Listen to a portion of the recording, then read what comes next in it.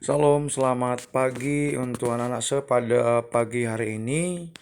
Salam sejahtera untuk kalian semua, kelas 12.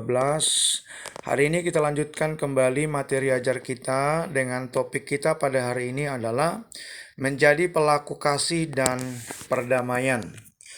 Anak-anakku, kita tentu masih ingat firman Tuhan yang berkata, "Kasihilah sesamamu manusia sama seperti yang kau mengasihi dirimu sendiri." Lalu timbul pertanyaan kepada kita, lalu siapa sesama kita? Apakah sesama kita itu adalah orang-orang yang satu marga, satu sekolah? Tentu jawabannya tidak. Sesama itu adalah siapapun di luar sana yang membutuhkan pertolongan Tuhan lewat kita, maka kita terbeban dan kita terpanggil untuk menjadi berkat, saluran berkat buat mereka.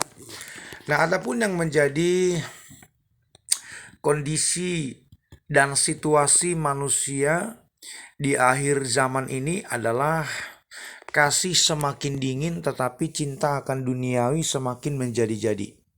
Jadi bagaimana kita mengupayakan kondisi damai dan sejahtera? Karena kasih dan perdamaian tidak bisa terjadi dengan begitu saja. Atau kita bisa katakan kasih dan perdamaian tidak terjadi dengan sendirinya. Semuanya membutuhkan usaha dan kerja keras dari berbagai pihak.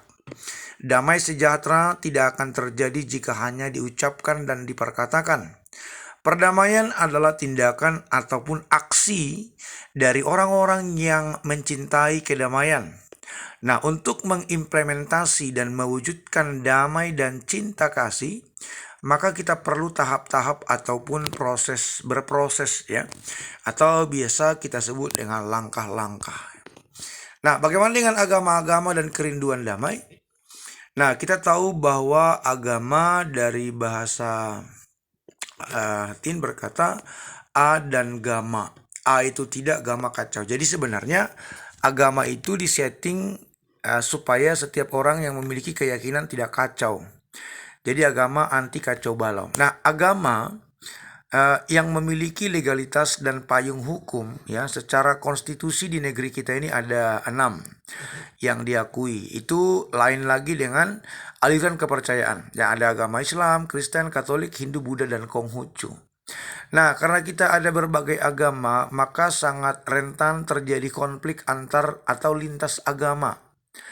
Nah, kita percaya bahwa semua agama mengajarkan damai, ya, mengajarkan kerukunan, mengajarkan juga rasa toleransi dengan sesama yang berbeda keyakinan dengan kita. Nah, jadi agama-agama dalam konteks lintas agama sangat rentan terjadi perpecahan atau konflik. Dan konflik ini atau konflik horizontal ini pemicunya bisa juga isu-isu yang disebarkan oleh provokator yang menginginkan kegaduhan dan terjadi kericuhan di lintas agama. Kita yakin disinyalir ada kepentingan yang terselubung sehingga memperuncing hubungan lintas agama yang diakui secara konstitusi di negeri kita ini. Nah, bagaimana dengan agama dan perang? Agama-agama besar memiliki lembar sejarah yang kelam seperti agama Islam, Yahudi, Kristen, Hindu, dan Buddha.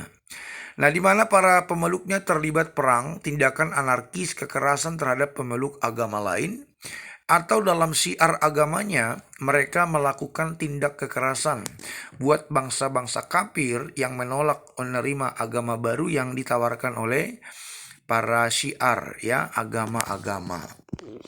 Nah, karena motif dalam agama ini cenderung sering terjadi konflik, maka bisa timbul rasa takut, gelisah. Jadi peperangan dan konflik akan meninggalkan petaka masalah baru buat umat beragama dan umat manusia. Ego, fanatisme yang berlebihan sehingga tidak lagi saling jaga dalam relasi horizontal. Nah, umat beragama menjadi ada rasa khawatir dan takut terkait tindakan barbar yang mengatasnamakan agama. Ya, jadi kita sekarang ini bisa melihat kegiatan-kegiatan yang bernuansa anarkis tapi mengatasnamakan agama, ya. Nah, kita bisa melihat data dan sejarah perang yang menyisakan masalah baru kepada rakyat dan masyarakatnya. Perang Dunia 1 dan 2, Perang Ukraina dan Rusia, Perang Teluk, Perang Salib, serangan terorisme, pembunuhan massal oleh Adolf Hitler di Jerman, orang Yahudi yang di kamp-kamp pengungsian itu dia racun dengan gas lalu mati ya.